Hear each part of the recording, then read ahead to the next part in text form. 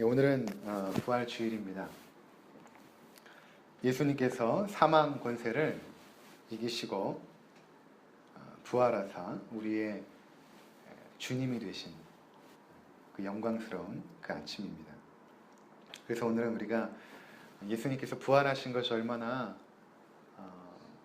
명확한 증거인가에 대한 부분들을 우리가 살펴보려고 하는 것입니다. 그냥 우리가 어떤 신앙의 문제로, 물론 신앙의 문제지만 더 중요한 것은 이것이 얼마나 역사적인 근거가 있고 사실인가에 대해서 제가 말씀을 준비했습니다. 우리가 함께 이 말씀을 나누면서 정말 부활이 사실이구나, 그리고 그것이 우리에게 가져다주는 그 의미가 무엇인지를 두 가지 트랙으로 나눠서 우리가 함께 살펴보고자 하는 것입니다. 지금도 교회 가운데 또 신학자들 가운데는 예수님의 부활을 역사적 사건으로 믿지 않는 사람들이 많이 있습니다. 그런 교회들도 많이 있어요. 그러니까 그들은 어떻게 생각을 하냐 하면 예수님의 제자들이 지어낸 얘기라고 생각을 하는 것입니다. 왜 그들이 그렇게 이야기를 했냐 하면, 왜 부활했다라고 이야기를 지어냈는가 하면, 그 부활했다는 그 신앙 자체가 그들에게 삶의 변화를 가져다주고 이 땅 가운데서 더욱더 하나님의 신실한 백성들로 살게 하기 때문에 그냥 그렇게 믿는 신앙으로 부활을 여긴다라는 것입니다. 그러니까 실제로 부활하진 않았지만 부활했다라고 우리가 믿자, 그 믿음이 우리에게 중요한 것 아니냐라고 생각을 하는 사람들이 굉장히 많이 있어요. 그러니까 한국에도 자유주의 계통의 교회들은 대부분 예수님의 역사적 부활을 믿지 않고 그냥 부활했다라고 믿는 그 신앙, 그것을 중요하게 여긴다라는 것입니다. 그리고 신학자들 가운데서도 그 일을 위해서 한평생을 공부하고 연구한 사람이 많이 있어요. 그들의 결론이 예수님은 부활하지 않았다라는 것을 평생 동안 증명해내는 그런 자들도 있었다라는 것입니다. 그런데 오늘 함께 말씀을 나누겠지만 이 부활은 너무나 명백한 역사적 사건입니다. 이것은 일반적인 상식과 합리적인 생각, 또 법률적인 기준으로 볼 때도 부활은 너무나 명확해요. 법률적으로 우리가 증거라는 게 있죠. 어떤 사건이 정말 일어났는가에 대한 것을 밝히려면 증거가 필요한 것입니다. 그래서 요즘 법적으로는 현장 증거, 또 증인이 있는가, 인적 증거, 또 그 당시 어떤 정황들이 그 사건을 명확하게 증거하는가, 이러한 정황 증거, 이러한 증거들을 통해서 그 사건의 사실 여부를 채택을 하는 것입니다. 그렇다면 예수님의 부활 사건을 이러한 법률적인 기준으로 한번 우리가 살펴보고자 합니다. 첫 번째로 물적 증거인 것입니다. 예수님의 부활이 과연 어떠한 물적인 증거를 가지고 있는가? 물적 증거로는 예수님의 빈무덤을 들 수가 있을 것입니다. 어떤 종교든지 간에 그 교주의 무덤의 크기가 그 종교의 그 세를 과시하지 않습니까? 그 종교의 권위를 나타내기도 합니다.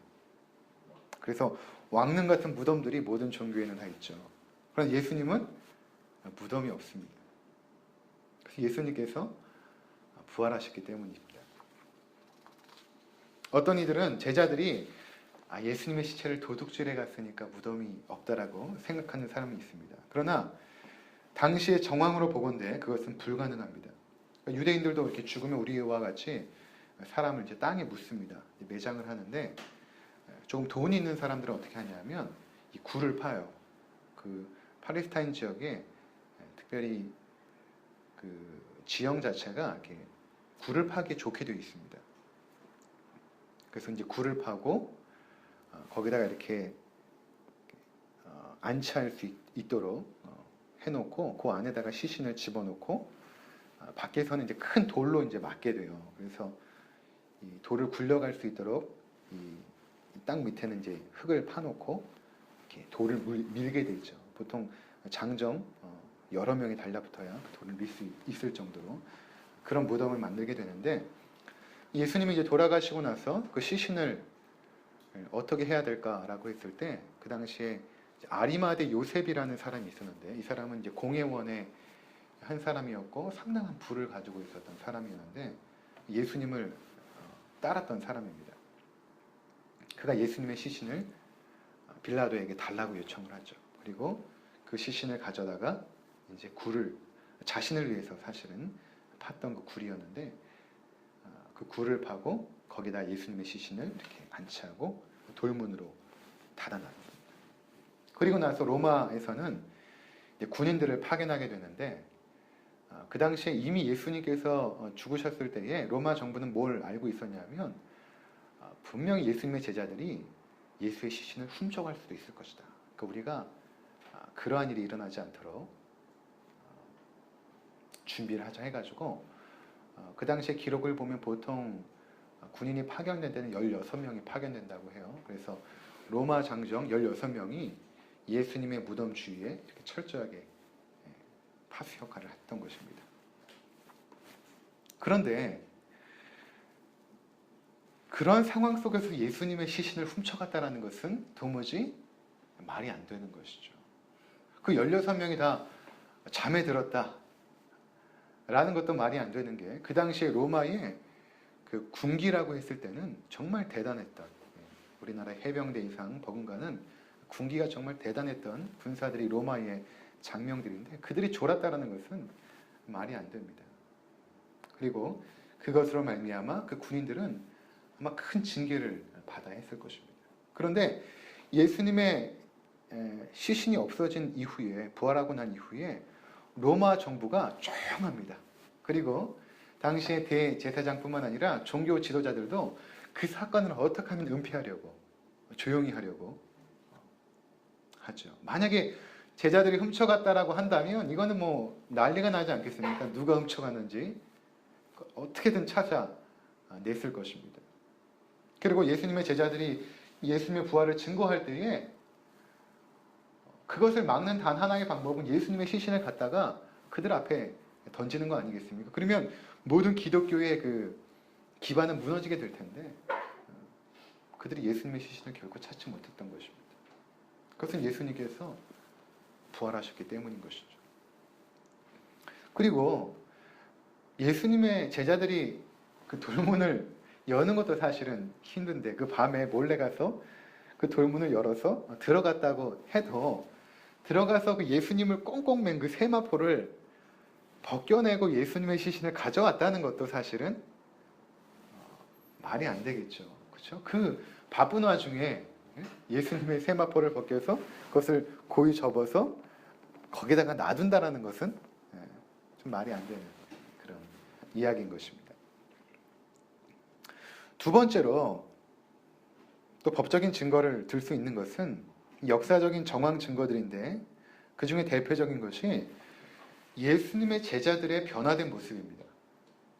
예수님의 부활 전과 부활 이후에 제자들의 모습은 완전히 달라졌어요. 완전히 달라졌습니다. 우리가 잘 아는 것처럼 베드로를 여러분 생각해 보세요. 예수님께서 이제 심판받으러 빌라도 법정으로 끌려가고 뭐 대제사장에 끌려가고 할 때에 베드로가 그 뒤에서 숨어서 졸졸 따라다니지 않습니까? 그리고 나중에 예수님이 십자가에 못 박혔을 때에 그것도 숨어서 지켜보았고, 또 빌라도의 신문을 받을 때는 숨어 지켜보다가 이렇게 불을 쬐고 있었는데, 새벽에 한 소녀가 당신도 예수님의 제자 아닙니까? 하니까 그 소녀 앞에서 예수님을 저주하고 나는 아니다라 하고 도망가 버리는 그러한 비겁하고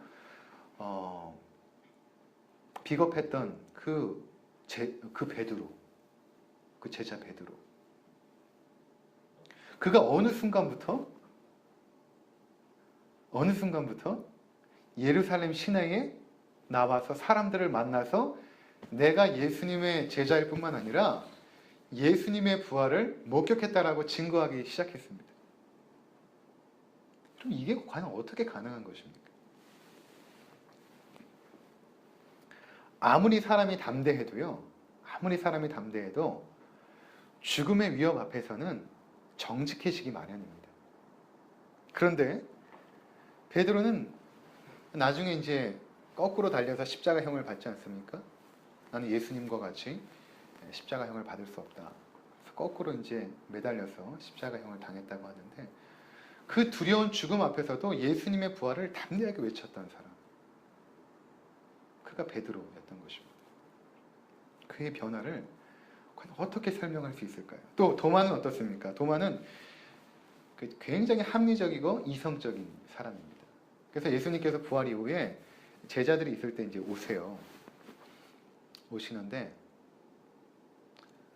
그때 도마가 없었어요. 그래서 나중에 이제 도마가 왔을 때 제자들이 말합니다. 우리가 부활의 예수님을 만났다니까. 도마가 거짓말하지 마라.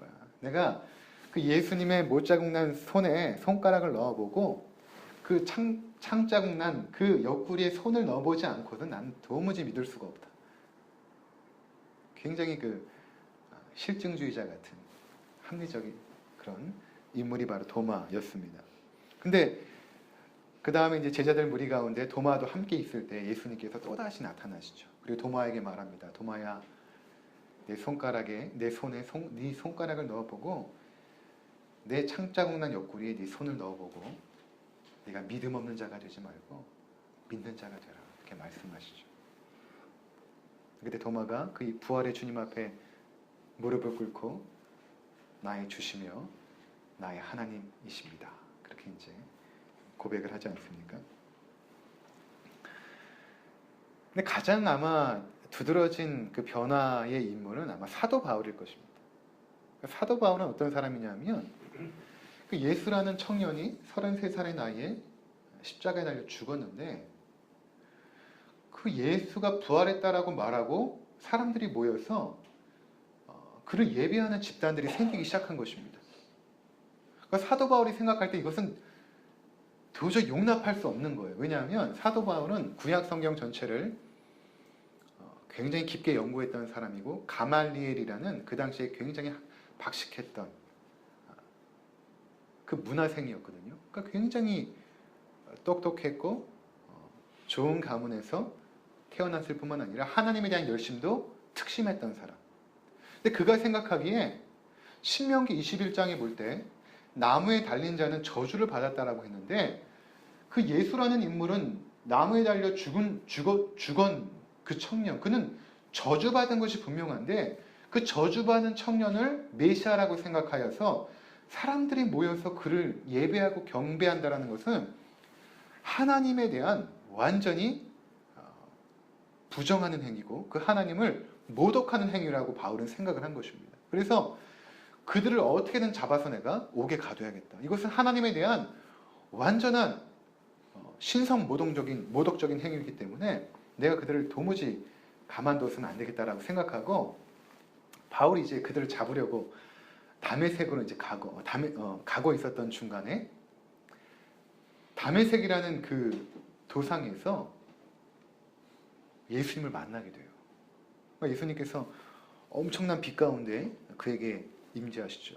그리고 그가 부활의 예수님을 만나게 됩니다. 그리고 그 부활의 예수님으로부터 복음의 내용들을 이제 듣게 되죠. 그리고 나서 바울의 삶이 완전히 바뀌지 않습니까?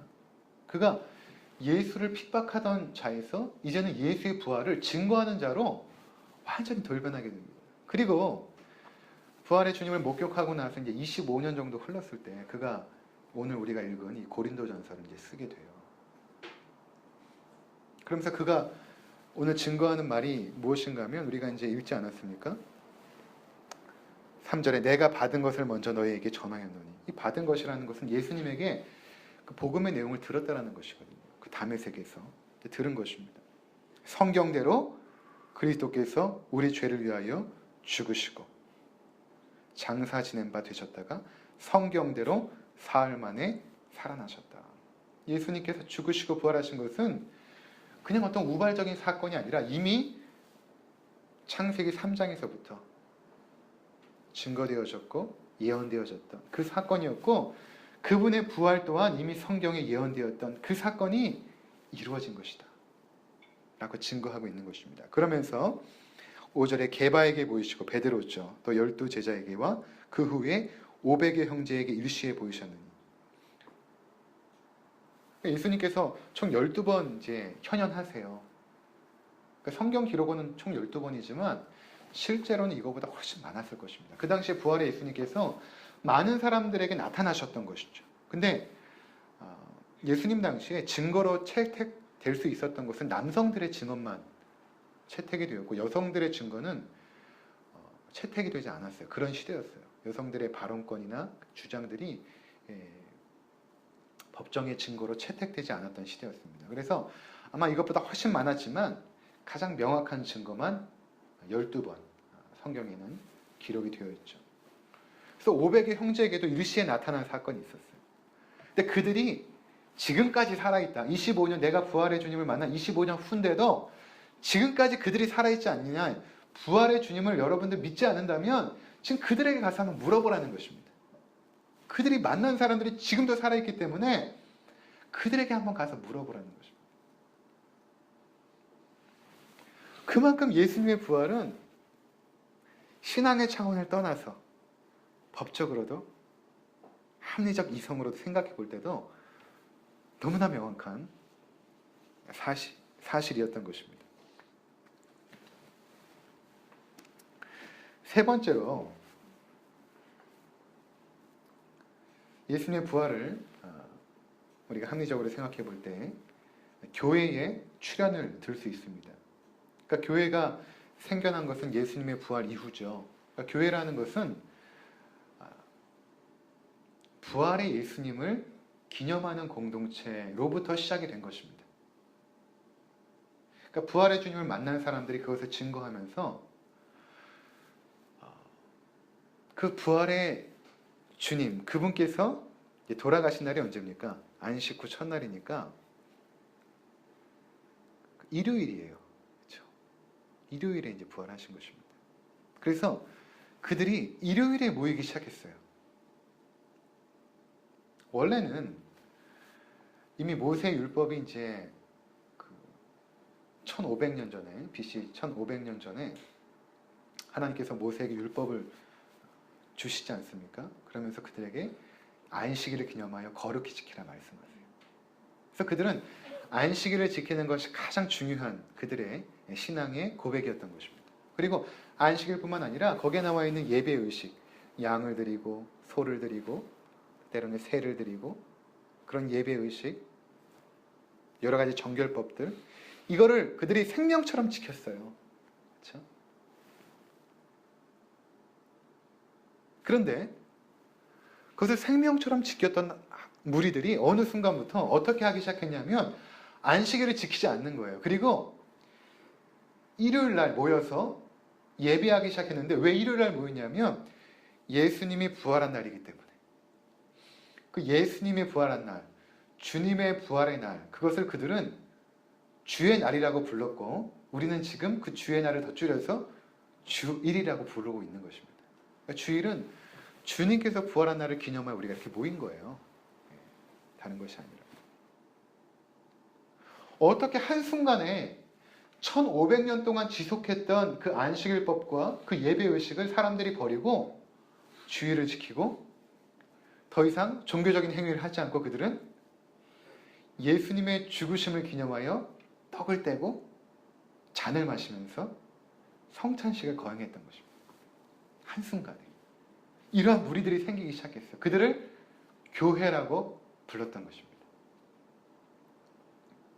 우리나라도 전에 한번 제가 어릴 때 어떤 일이 있었냐면 지금도 기억이 나는데 국가에서 이제 세계적인 흐름에 맞춰서 이제 구정을 세지 않고 신정에 우리가 그 설날을 보냅시다라는 그 정부의 지침이 있었어요.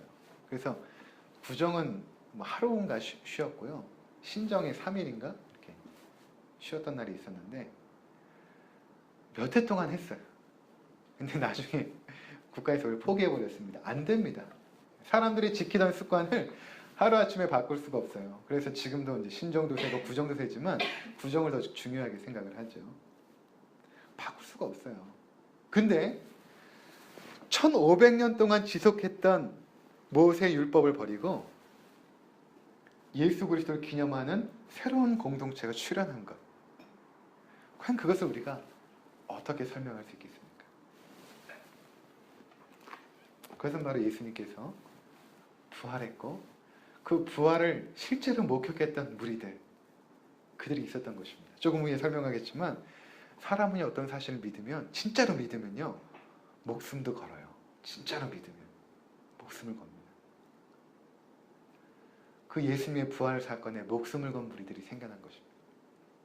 그들은 거기서 발각되면 순교를 당하게 되어 있어요.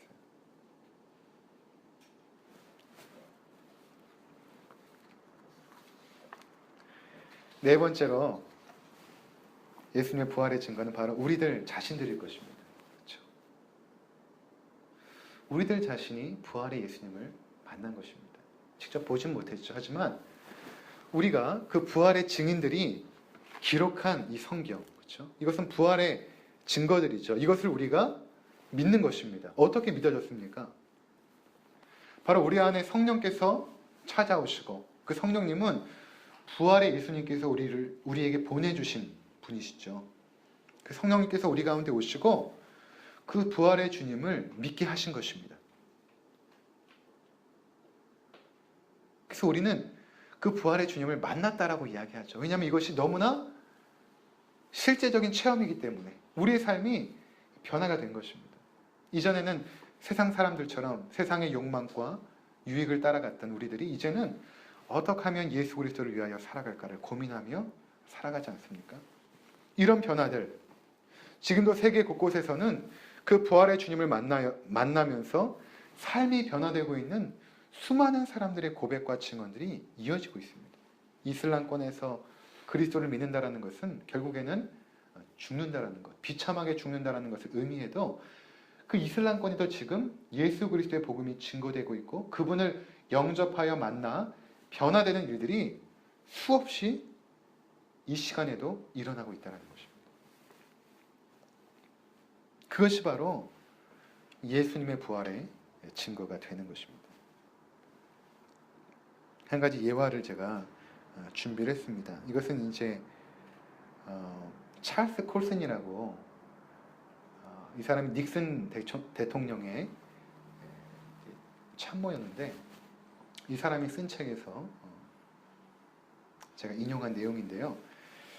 이제 어떤 일이 있었냐면 1972년에 월남에서 그 평화 협상이 이제 진전이 되고 중국과의 국교 수립이라는 외교적 성과가 있었습니다. 그때 이제 대통령이 닉슨 대통령이었는데 이제 선거를 앞두고 어떤 일이 있었냐면 이 닉슨 대통령의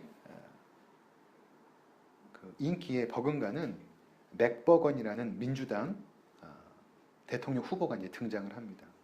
이 사람이 점점 인기가 이제 많아지는 거예요. 그러니까 닉슨이 이제 불안해진 것입니다. 그래서 이제 음모를 하나 꾸미게 돼요. 그게 뭐냐면 워싱턴 시내의 워터게이트 호텔에 이제 민주당 선거 운동 본부가 있는데 거기다가 이제 도청 장치를 해놓은 것입니다. 근데 이제 거기서 일하고 있는 사람이 조금 수상한 거예요. 그래서 봤더니 그 자켓 안에서 이제 쪽지가 발견되어 있는데 그 쪽지 안에 그 닉슨의 그 참모들의 이름이 이제 쓰여져 있는 것입니다. 처음에는 이제 대단치 않게 그냥 생각을 하고 넘어가려고 했어요. 그런데 계속해서 문제를 파다 보니까 이 도청 배후에 엄청난 정치 권력이 있다는 것이 점점 이제 드러나기 시작한 것입니다. 그래서 1973년에 대통령의 보좌관들이 모여서 닉슨 대통령이 이 도청 사건, 워터게이트 사건이라고 하는데 이 사건을 이제 몰랐다라고 하는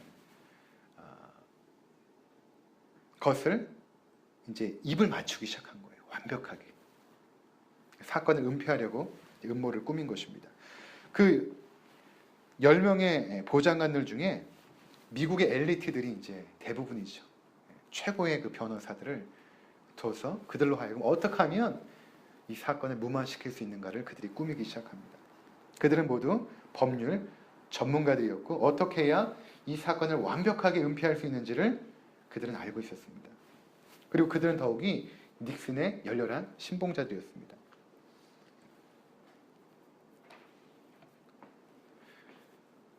그런데 결국에는 이 인폐 사건이 발각이 되고 맙니다.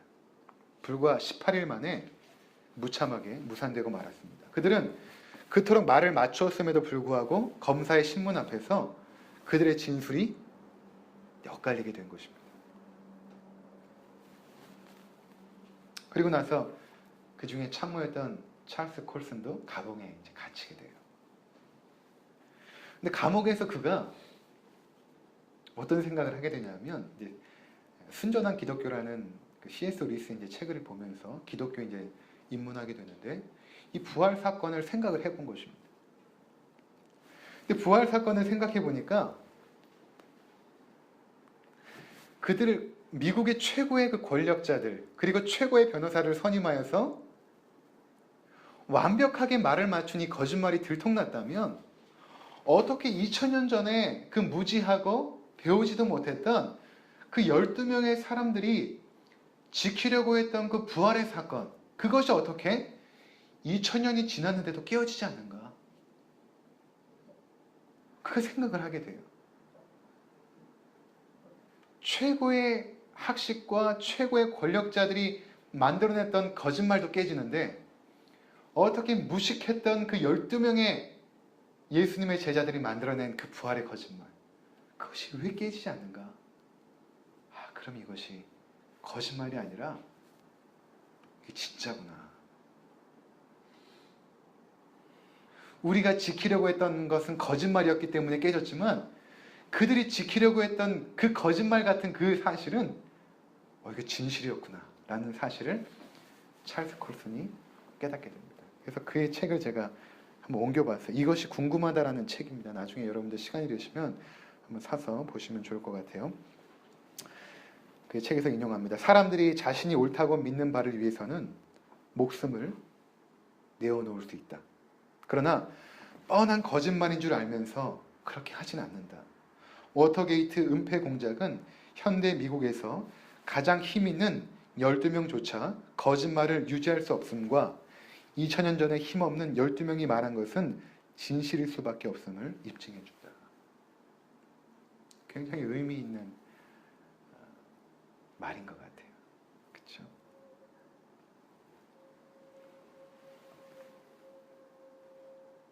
예수님의 부활은 이렇게 법적으로, 이성적으로, 합리적으로 우리가 생각해봐도 너무나 확실한 역사적인 사건이었던 것입니다.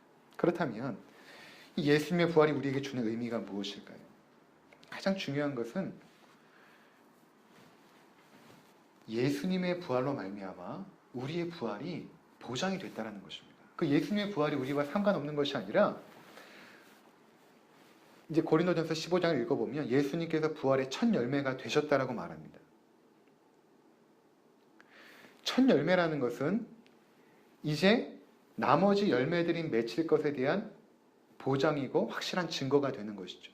마찬가지로 예수님께서 죽음의 권세를 뚫고 부활하셨어요. 죽음이라는 것은 무엇인가 하면 죄의 대가인 것입니다.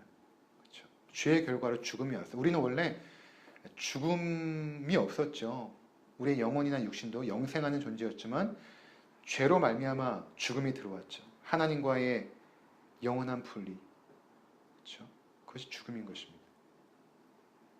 그런데 예수님께서 죽으실 때에 우리의 모든 죄를 담당하시고 죽으신 것입니다.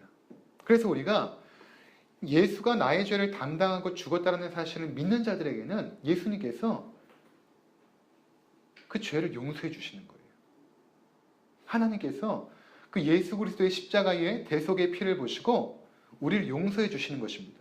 그러니까 예수님의 죽으심은 우리를 위한 죽음이었던 것이죠.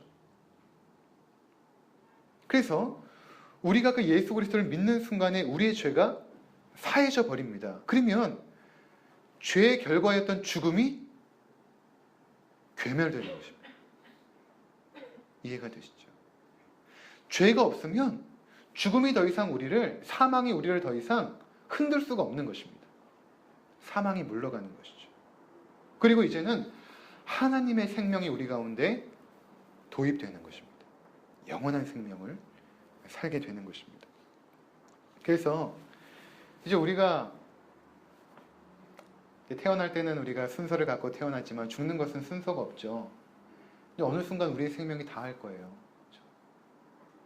근데 우리의 생명이 다하는 그 순간 언제일지 아무도 알 수 없습니다. 예수님이 이 땅에 오셔서 우리 인생이 종말이 올지 아니면 우리가 어떤 사고나 질병으로 죽을지는 알 수 없죠.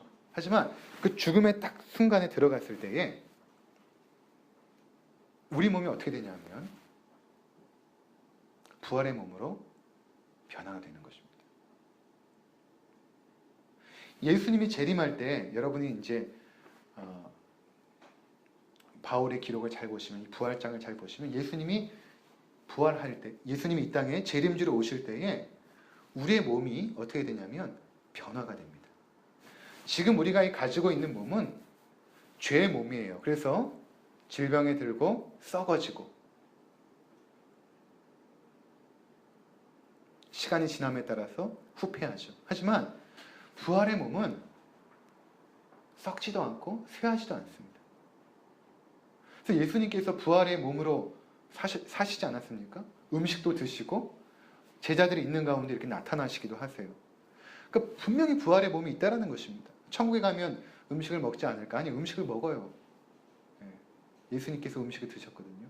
교제를 합니다. 대화를 해요. 어떤 영적인 존재로 막 돌아다니는 것이 아니라 분명한 부활의 육신을 입는다는 것입니다. 쇠하지 않고 썩지 않고. 근데 예수님의 제자들이 그 부활의 주님을 처음에 잘 알아보지 못했어요. 엠마오로 가던 그 제자들도 예수님이 동행할 때 알아보지 못하죠. 그러니까 우리도 이제 부활하게 되면 지금의 모습과는 좀 다를 거예요. 하지만 그 사람이 이 생에서 어떤 사람이었는지는 알 수 있을 것입니다. 하지만 전혀 다른 부활의 육신을 우리는 입게 될 것입니다. 이 땅에서 장애로 태어났던 우리 형제들, 그들은 완벽한 몸으로 부활할 것입니다. 우리의 부모님들 질병으로 때론 여러 가지 험악한 모습으로 돌아가실지는 모르지만 믿음 가운데서 먼저 가신 우리의 부모님들, 할머니, 할아버지 완벽한 부활의 몸으로 변화되어 찬란한 영광 가운데 들어가신 것입니다. 그것이 우리에게 소망이 된다는 것입니다. 여러분, 이 땅에서 우리가 젊기 때문에 하고 싶은 것도 많고 이루고 싶은 것도 굉장히 많죠. 하지만 시간이 점점 지나가면서 그러한 것들이 우리에게 진정한 소망이 되지 않는다는 사실을 깨닫게 됩니다. 그리고 정말 우리에게 가장 큰 소망은 무엇인가 하면 빨리 이 죄악된 세상을 벗어나서 주와 함께 그 부활의 영광을 누리는 것. 그것입니다. 그럼 이 세상이 그렇게 살만하면 좋겠지만 얼마나 험악하고 끔찍하고 힘든 일들이 많이 있습니까?